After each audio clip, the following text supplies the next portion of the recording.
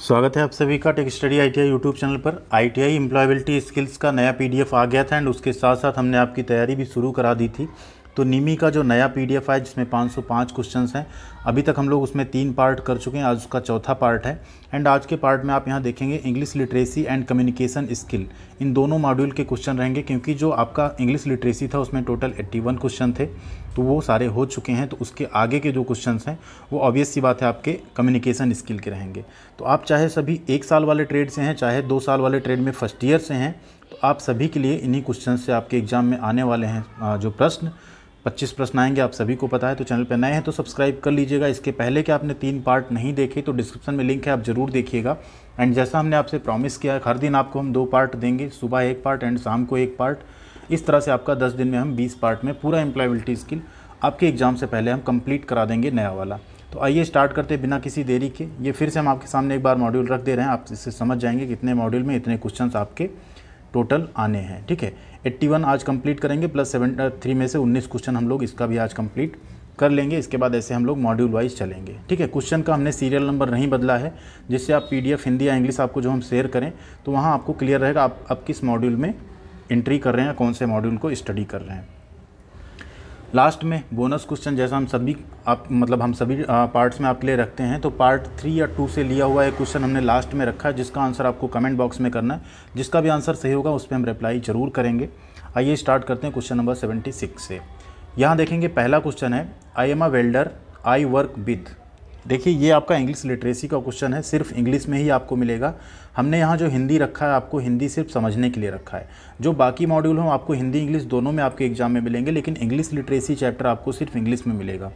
तो यहाँ पे क्या कह रहा है वो कि मैं एक वेल्डर हूँ, मैं इसके साथ कार्य करता हूँ। Nail polish, robot, welding tools या लैपटॉप्स। तो बहुत ही सिंपल सा क्वेश्चन है, किसके साथ काम करेगा कोई भी वेल्डर? वेल्डिंग टूल्स के साथ। उसे नेल पॉलिश, रोबोट या लैपटॉप से कोई मतलब नहीं है वहाँ पे।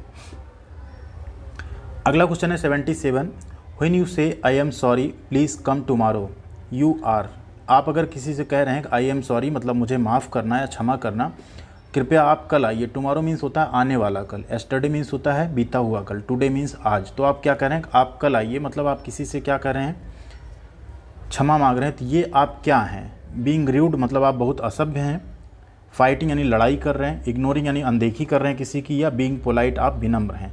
देखिए अगर आप इस तरह से बोल रहे हैं आई am sorry please come tomorrow, तो आप क्या हैं? विनम्र हैं, यहाँ पे आप पोलाइट हैं। वीडियो आप लोग लाइक नहीं करते हैं, आपके लिए हिंदी इंग्लिश में ये एक पार्ट प्रिपेयर करने में 3 से 4 घंटे का टाइम जाता है। एंड इस पर जब आप लोग लाइक नहीं करते हैं तो यूट्यूब को लगता है शायद वीडियो अच्छी नहीं, इसलिए वीडियो क्या होती है हमेशा डाउनग्रेड हो जाती है। तो प्लीज़ लाइक बटन सब लोग हिट कर दीजिएगा अगर थोड़ी भी पसंद आती है। एंड कोई भी आपका सुझाव है या कोई चीज़ आपको नहीं समझ में आ रही तो वो चीज़ आप कमेंट सेक्शन में हमें लिख सकते हैं, जिससे आने वाले पार्ट्स में हम उस चीज़ को सुधार सकें। बाकी अपनी तरफ से हमने हर तरह से कोशिश की कि आपको सारी चीज़ें समझ में आएँ। अगला क्वेश्चन है 78, the phrase may I explain what I mean is use to. May I explain मतलब क्या मैं समझाऊँ, बताऊँ। ठीक है, एक्सप्लेन मतलब क्या होता है? विस्तृत समझाना कोई चीज़। वाट आई मीन मतलब मेरा मतलब क्या है, तो इज यूज टू। एलेबोरेट यानी विस्तार में बताने के लिए आप यूज करते हैं। अपोलोजाइज यानी क्षमा मांगना चाहते हैं। एग्री यानी सहमत हैं, या डिसएग्री। तो देखिए जब आप कहेंगे may I explain what I mean, इसका मतलब है आप उसे और विस्तृत तरीके से बताना चाहते हैं। तो राइट आंसर क्या हो जाएगा? एलेबोरेट। नेक्स्ट है क्वेश्चन 79, एक चीज़ और आपसे पूछना रहेगा, क्या जो हमारी आवाज़ की स्पीड है या हमारा जो पढ़ाने का एक स्पीड है, कई बार मुझे लगता है शायद मैं बहुत फास्ट पढ़ा रहा हूँ, तो आप लोग बोलिएगा क्या मैं बहुत फास्ट बोल रहा हूँ या सही है, आपको समझ में आ जाता है। क्वेश्चन नंबर 79 है, hey come and join us, to whom will you say this. अरे आओ और हमारे साथ मिलो मतलब हमें ज्वाइन करो। आप यह किससे कहेंगे? टीचर से। क्या टीचर को आप ऐसा कहेंगे? बिल्कुल नहीं। फ्रेंड से, तो आप फ्रेंड से ऐसी बातें कर सकते हैं। हे कम एंड ज्वाइन अस। ठीक है, आप पार्टी कर रहे हो या कोई मूवी जा रहे हो, कहीं घूमने जा रहे हो, तो आप इस तरह से कह सकते हैं फ्रेंड से। टीचर, पेरेंट्स या अपने सुपीरियर से आप ये चीज़ें नहीं कह सकते। तो किससे कहेंगे आप? फ्रेंड यानी दोस्त से। क्वेश्चन नंबर 80 है, choose the correct response to the given question. अब देखिए चूज़ द करेक्ट रिस्पॉन्स का मतलब है कि एक क्वेश्चन आपको दिया जाएगा, उसका करेक्ट रिस्पॉन्स क्या देंगे आप किसी को, वो आपको बताना है। यहाँ क्वेश्चन ये है कि आपसे किसी ने पूछा, has Mallika called us for the party. क्या मल्लिका ने हमें पार्टी के लिए बुलाया है? ठीक है, तो आप क्या कहेंगे किसी से? अगर उसने बुलाया तो आप क्या कहेंगे? यस सी हैज, क्योंकि मल्लिका फीमेल है तो आप यहाँ पे सी यूज करेंगे। अगर कोई मेल होता तो यस ही हैज़ बोलते हैं आप, ठीक है। 4 ऑप्शंस हैं, सी विल गो, तो ये तो होगा वो जाएगी, आई विल सर्टेनली, मैं भी जाऊँगा, यस सी हैज़ मतलब हाँ उसने बुलाया है मंडे। तो यहाँ राइट आंसर आपका बनता है यस सी हैज़ मतलब मल्लिका ने पार्टी के लिए बुलाया है। आपसे किसी ने क्वेश्चन पूछा कि has Mallika called us for the party, क्या हमें मल्लिका ने पार्टी के लिए बुलाया है, तो आप इंग्लिश में आंसर कैसे करेंगे, आप बोलेंगे yes she has. Question number 81 है, the statement please help me finish this can be use to, कथन है एक, कृपया इसे समाप्त करने में मेरी सहायता करें। आई थिंक ये रिपीटेड क्वेश्चन भी है, इससे पहले भी शायद आ चुका है। तो ये क्या है, अगर आप किसी से कह रहे हैं please help me finish this, मतलब आप उससे एक रिक्वेस्ट कर रहे हैं, आप उससे एक अनुरोध कर रहे हैं, ठीक है। तो यहाँ पे क्या कैसा सेंटेंस हो गया, स्टेटमेंट हो गया मेक अ रिक्वेस्ट, यानी आप किसी से अनुरोध कर रहे हैं। देखिए अब यहाँ पे आपका ये फिनिश हो जाता है इंग्लिश लिटरेसी, जो कि सबसे टफ मॉड्यूल माना जाता है क्योंकि इसके क्वेश्चन भी इंग्लिश में ही आएंगे। बट जिस तरह से हमने 81 क्वेश्चन कराए हैं, मुझे नहीं लगता अगर आप ये 3 एंड 4 पार्ट ये देख लेंगे तो शायद ही आप कोई क्वेश्चन इसमें से गलत करके आएंगे। हमें पूरा भरोसा है कि आप लोग अच्छे से करेंगे। एंड एक चीज़ और मान लीजिए, सबसे ज़्यादा इसमें 81 क्वेश्चन, तो 25 में से कम आपसे 2 से 3 क्वेश्चन इस मॉड्यूल से ज़रूर पूछा जाएगा। अब हम लोग चलेंगे कम्युनिकेशन स्किल पे, जिसमें है टोटल 73 क्वेश्चन एंड एक से हम लोग यहाँ स्टार्ट करेंगे, ठीक है। जहाँ भी ऐसा रहेगा पार्टीशन हम आपको ज़रूर बता दिया करेंगे। तो मॉड्यूल 2 है आपका कम्युनिकेशन स्किल, जिसमें कि टोटल 73 क्वेश्चन हैं। पहला क्वेश्चन है इसमें, Meenu is thanking her friend Rita for helping her before exams, what should Meenu से।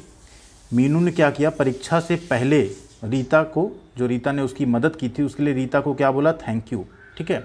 तो वो क्या कहेगी मीनू रीता से किस तरह से थैंक यू कहेगी, बोलेगी Rita I am so sorry, Rita I will see you later, मैं आपको बाद में देखूंगी, या Rita thank you for all your help, या रीता थैंक्स।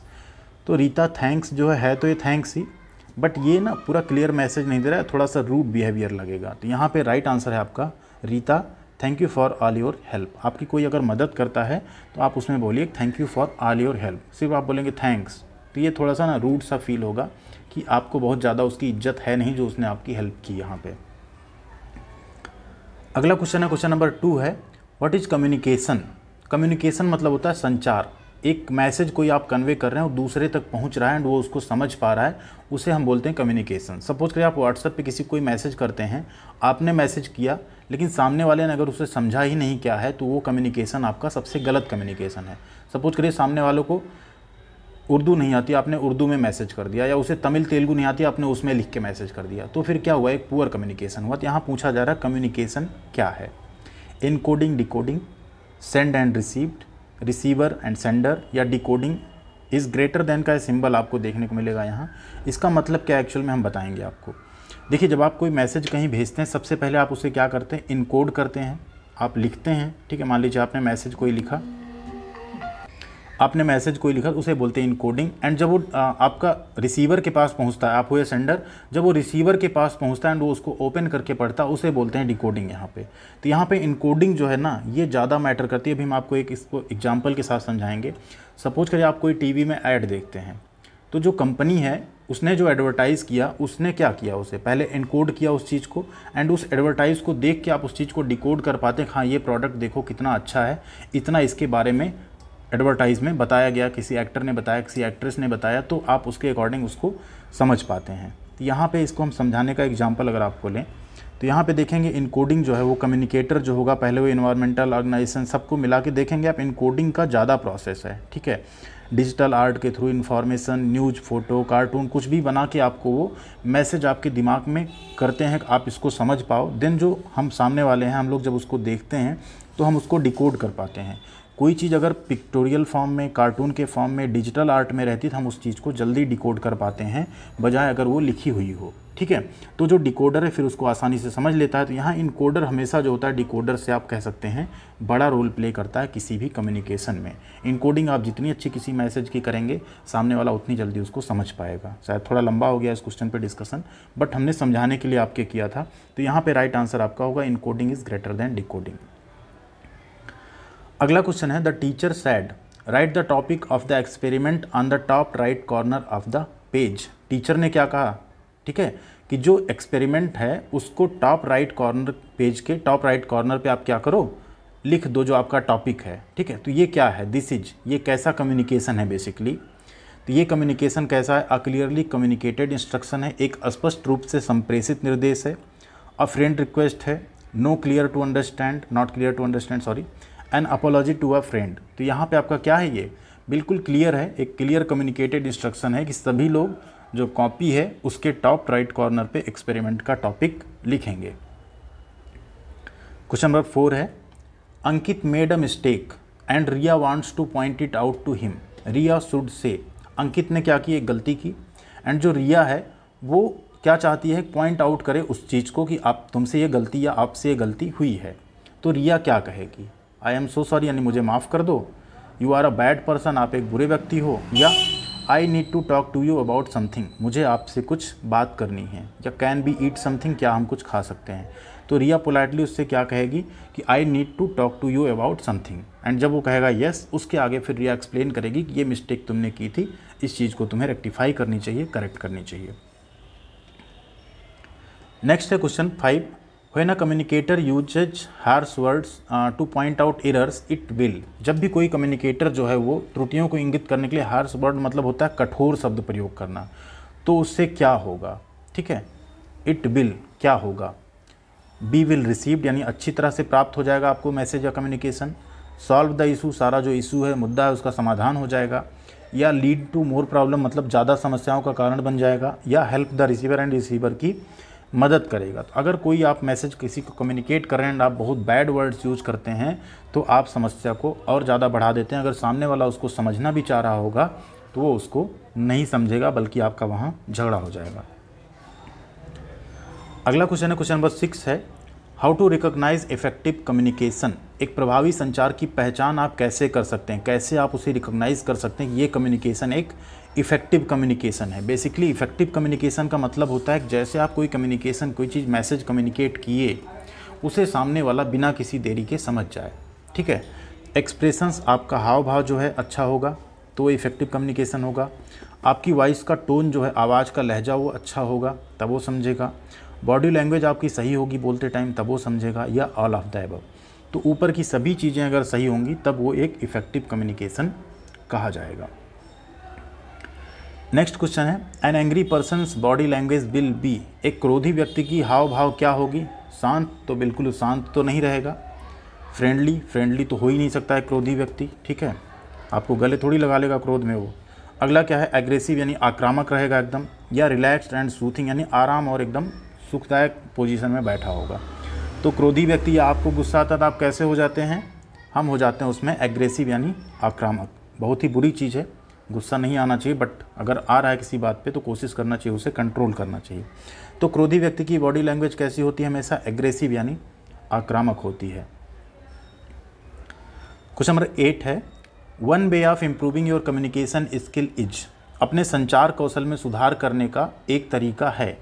आपकी जो कम्युनिकेशन स्किल हो, कम्युनिकेशन स्किल बेसिकली होती है कि आपको कहीं भी किसी को अपनी बात अगर कहनी है तो आप उसको प्रॉपर तरीके से कह पाइए। आज के ज़माने में सच बताएं तो एक ये सबसे बड़ी प्रॉब्लम है कि जो लोग तो बहुत हैं, एजुकेटेड हैं, सब हैं, बट उनकी कम्युनिकेशन स्किल बहुत पुअर है। एंड आज के टाइम में कोई भी आप जॉब करते हैं, कहीं भी आप जाते हैं तो डेली टू डेली आपको बहुत सारे लोगों से डील करना होता है, पब्लिक डीलिंग करनी होती है। एंड जिसे पब्लिक डीलिंग आ गई वो हर फील्ड में बहुत सक्सेस होता है। तो कम्युनिकेशन स्किल बेसिकली होती है जिसके सामने आप कोई बात करना चाहें ना, वो आपकी बात पहले तो सुनने के लिए एकदम तैयार हो जाए। तो आप कैसे इंप्रूव कर सकते हैं अपने बातचीत या कम्युनिकेशन स्किल को? एलॉन प्रैक्टिस, यानी प्रैक्टिसिंग एलॉन, अकेले अभ्यास करके। Practising with friends and getting feedback, दोस्तों के साथ अभ्यास करें और प्रतिक्रिया यानी फीडबैक प्राप्त करें उनसे, आपने सही किया है गलत। रिजेक्टिंग यानी फीडबैक गिवन, कोई भी आपको फीडबैक देता है, आपकी यहाँ कमी है तो आप उसको जस्ट रिजेक्ट कर दो, नहीं मेरे अंदर कमी ही नहीं है। या कीप ऑब्जर्विंग अदर्स, दूसरों को सिर्फ देखते रहो। तो देखिए, देखते रहने से नहीं होगा, दूसरों को देख के सीखना भी होगा। तो यहाँ सबसे अच्छा तरीका है आपका अपना कम्युनिकेशन स्किल इम्प्रूव करने का कि आप अपने फ्रेंड्स के साथ प्रैक्टिस करें एंड फिर उनसे फीडबैक भी लें कि क्या ये जैसा हमने कम्युनिकेट किया, जैसा हमने स्पीच दिया, जैसा हमने बोला, क्या बहुत इफेक्टिव तरीके से हमने बोला, तुम लोगों को समझ में आया। उधर से जो फीडबैक आए उसको पॉजिटिव लीजिए एंड उसमें इम्प्रूव करिए, तब आपका कम्युनिकेशन स्किल इम्प्रूव हो सकता है। क्वेश्चन नंबर 9 है, hey I am Saran, I am from Ahmedabad, I am really fond of running and travelling, this is an. ठीक है, अरे मैं सरन हूँ, मैं अहमदाबाद से हूँ, मुझे दौड़ने का बहुत शौक़ है और ट्रैवल करने का भी। यह क्या है? एक फॉर्मल इंट्रोडक्शन है यानी औपचारिक परिचय है। इनफॉर्मल इंट्रोडक्शन यानी अनौपचारिक परिचय है, बोथ ऑफ द अबव ऊपर के दोनों हैं, या नन ऑफ द अबव इनमें से कोई नहीं है। तो ध्यान दीजिए, ये है आपका फॉर्मल इंट्रोडक्शन, एक अनौपचारिक परिचय है। ऐसा परिचय आप किसी ऑफिस में, किसी मीटिंग में, किसी इंटरव्यू में नहीं दे सकते। तो वहाँ हम जो देंगे वो फॉर्मल इंट्रोडक्शन होगा, अपने जॉब के बारे में, अपने एक्सपीरियंस के बारे में, अपनी स्टडी के बारे में बताएंगे। एंड ये सब क्या है, फॉर्मल इंट्रोडक्शन है। किसी दोस्त से आप कह सकते हैं, किसी फैमिली मेम्बर से कह सकते हैं, ठीक है। क्वेश्चन नंबर 10 है, details of place of study, branch and specialisation should be communicated during. देखिए आ ही गया वो क्वेश्चन, आपने अध्ययन कहाँ से किया, कौन सी ब्रांच से किया, क्या आपका स्पेशलाइजेशन है, ठीक है। इस किस चीज़ के दौरान आप इन चीज़ों को बताते हैं, एक इंटरव्यू के दौरान, फ्रेंडली चैट के दौरान, ग्रुप डिस्कशन के दौरान, या डिबेट के दौरान। सॉरी, ये ग्रुप डिस्कशन एक साथ आएगा, एक मिस्टेक हुई हमसे, ध्यान रखिएगा। ग्रुप डिस्कशन आपका एक साथ आएगा एंड डिबेट आपका डी वाला ऑप्शन होगा, ठीक है। तो यहाँ पे राइट आंसर आपका ऑप्शन ए, एक इंटरव्यू के दौरान आप ये सारी चीज़ें बताएंगे। इस चीज़ का ध्यान रखिएगा, आप लोगों को पीडीएफ में ग्रुप डिस्कशन एक साथ मिलेगा एंड आपका ऑप्शन डी होगा डिबेट। ये शायद बाई मिस्टेक हो गया हमसे। क्वेश्चन नंबर 11 है, when you give a speech it is always better to. जब आप भाषण देते हैं तो यह हमेशा कैसा रहेगा, स्टैंड फिक्स्ड यानी स्थिर खड़े हो जाएं आप, स्टैंड स्लाउचिंग एंड बेंट झुक कर खड़े हो जाएं, walk fast from place to place एक जगह दूसरी जगह भागते रहें, चलते रहें, या stand straight and walk a little on a stage casually. आप स्ट्रेट खड़े हों एंड थोड़ा बहुत आप स्टेज पे चहलकदमी कर सकते हैं। तो अगर आप कोई स्पीच दे रहे हैं, सबसे अच्छा तरीका यही होता है कि आप स्ट्रेट खड़े हों, झुक के ना खड़े हों, एंड थोड़ा बहुत आप स्टेज पे कैजुअली हल्का सा वॉक कर सकते हैं। इससे आपका जो कई बार होता है आपके अंदर स्टेज फियर होता है, सांस फूलने लगती है, ये सारी चीज़ें नहीं होंगी, आप आसानी से अपनी चीज़ों को कह पाएंगे। क्वेश्चन नंबर 12 है, news reporters on television need to maintain proper levels of. Television पर समाचार संवाददाताओं को किस चीज़ का उचित स्तर बनाए रखने की आवश्यकता होती है, वॉइस यानी आवाज़ की, आई कांटेक्ट यानी आंख से संपर्क की, पोस्चर यानी उनका पोजीशन या आसन का जो भी है, पोस्चर मतलब होता है बॉडी लैंग्वेज का, या ऑल ऑफ द अबव। तो जो न्यूज़ रीडर होते हैं, रिपोर्टर होते हैं टेलीविज़न पे, उन्हें ये तीनों चीज़ें बनाकर रखनी होती हैं। क्वेश्चन नंबर 13 है, introducing ourself effectively helps in creating a good impression among. प्रभावी ढंग से अगर अपना परिचय देते हैं कहीं तो वो एक अच्छा प्रभाव बनाने में मदद करता है। कहाँ पे, फ्यूचर फ्रेंड्स यानी भविष्य में कुछ दोस्त बनाएंगे उनमें, टीचर्स यानी शिक्षक के साथ, फ्यूचर एम्प्लॉयर्स भविष्य का जो भी आपका एम्प्लॉयर या नियोक्ता होगा, या ऑल ऑफ द अबव। तो अच्छा अगर आपका इंट्रोडक्शन है तो वो आपकी इन तीनों जगहों पे हेल्प करेगा। क्वेश्चन नंबर 14 है, if someone is open minded and willing to change their view based on the valid opinion of others they are. अगर कोई खुले विचारों वाला है और किसी जो ओपिनियन है किसी का, उसके आधार पे अपना दृष्टिकोण बदलना चाहता है दूसरों की राय के अकॉर्डिंग, तो वो है क्या है, एक गुड कम्युनिकेटर है यानी अच्छा संचारक है, रिजिड कम्युनिकेटर यानी कठोर संचारक है, पुअर कम्युनिकेटर है, या डिफ़िकल्ट कम्युनिकेटर है। तो राइट आंसर आपका वो एक गुड कम्युनिकेटर यानी एक अच्छा संचारक है, अगर वो किसी के ओपिनियन के अकॉर्डिंग अपने आप को थोड़ा बहुत चेंज करना चाहता है, ओपन माइंडेड है तो। क्वेश्चन नंबर 15 है, when another person is talking a good communicator will always. जब कोई एक दूसरा व्यक्ति बात कर रहा हो तो एक अच्छा संचारक, एक अच्छा कम्युनिकेटर हमेशा क्या करेगा, लिसन केयरफुल यानी ध्यान से सुनेगा, बी पेशेंट यानी धैर्य रखेगा, आस्क टू मेनी क्वेश्चन बहुत सारे सवाल पूछेगा, या बोथ ए एंड बी। तो यहाँ पे आपका राइट आंसर होगा बोथ ए एंड बी। सबसे पहले तो केयरफुली सुनेगा, पेशेंस रखेगा, अपने टाइम का वेट करेगा, जब वो आएगा तब वो अपना बोलेगा। क्वेश्चन नंबर 16 है, it is important to always choose words to suit the persons you are talking to, because. जिस व्यक्ति से आप बात कर रहे हैं हमेशा क्या करें, शब्दों का चयन बहुत महत्वपूर्ण हो जाता है। क्यों, तो सपोज करें आप किसी से बात कर रहे हैं, सामने वाले व्यक्ति से बात कर रहे हैं, तो आप ऐसे वर्ड्स चूज करेंगे जो उस व्यक्ति को समझ में आए एंड उस व्यक्ति को बुरे भी ना लगें, ठीक है। तो कैसे वर्ड्स का यूज करेंगे जिससे वो क्या करे, संदेश को समझ पाए जो आप कह रहे हैं। तो यहाँ पे 4 ऑप्शंस हैं। It shows you are not interested in communicating with them. आप ऐसे शब्द चुनिए कि ऐसा लगे कि आपकी उससे बात करने में कोई बहुत ज़्यादा रुचि है नहीं, बस इग्नोर कर रहे हो आप। ऑप्शन बी है, you need to show off your word knowledge. आप उसके सामने अपना एकदम दिखावा करो, देखो मुझे बहुत बड़े बड़े अंग्रेजी के वर्ड्स आते हैं, हिंदी के, उर्दू के सब शब्द आते हैं, उसमें आप मिक्स करने लगो। तो बिल्कुल ऐसा नहीं करना चाहिए, वहाँ आपको शो ऑफ नहीं करना है। अगला है, the other person needs to understand your message. ऐसे वर्ड्स का चयन करना है कि जो सामने वाला व्यक्ति है वो आपके संदेश को समझ पाए, ठीक है। या डी है कम्युनिकेशन इज ऑलवेज डिफ़िकल्ट, संचार हमेशा कठिन होता है। तो कठिन बिल्कुल नहीं है। राइट आंसर आपका the other person needs to understand your message. आपको ऑलवेज ऐसे वर्ड चूज करने हैं जो सामने वाला व्यक्ति है आपके मैसेज को क्या करे, समझ पाए। क्वेश्चन नंबर 17 है non verbal expressions include which of the following aspects. गैर मौखिक जो अभिव्यक्तियों में निम्नलिखित में से कौन सा पहलू शामिल है। गुड आई कॉन्टैक्ट यानी अच्छा आई कॉन्टैक्ट या नेत्र संपर्क, स्टैंडिंग और सिटिंग पोजीशन, खड़े होने या बैठने की स्थिति, स्माइल यानी मुस्कुराना, या all of the above.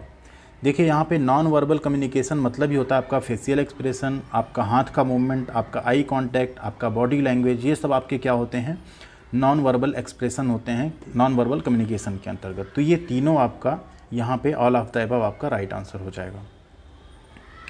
Question number 18 है while we communicate it is important to pay attention to. जब हम कम्युनिकेट करते हैं कोई चीज़ तो हमें ध्यान देना महत्वपूर्ण है किस पे, आवर वर्बल एक्सप्रेशन यानी हमारी जो मौखिक अभिव्यक्ति है, हम जो शब्द बोल रहे हैं उस पर, आवर नॉन वर्बल एक्सप्रेशन हमारी जो अशाब्दिक यानी हमारा बॉडी लैंग्वेज, आई कॉन्टैक्ट, हाथ का मूवमेंट, ठीक है, इन सब पे, both verbal and non verbal expression, या neither verbal non verbal expression. तो राइट आंसर क्या है आपको अपने शब्दों पे, अपनी बॉडी लैंग्वेज पे, अपने आई कांटेक्ट पे, अपने हाथ के मूवमेंट पे, इन सब पे आपको ध्यान देना होगा। मतलब वर्बल और नॉन वर्बल दोनों एक्सप्रेशन पे आपको ध्यान देना चाहिए। क्वेश्चन नंबर 19 है when a participant is quite during a group discussion. जब एक कोई प्रतिभागी ग्रुप डिस्कशन के दौरान चुप रहे तो आप क्या करेंगे। I will encourage them to participate यानी मैं उन्हें भाग लेने के लिए प्रोत्साहित करूँगा।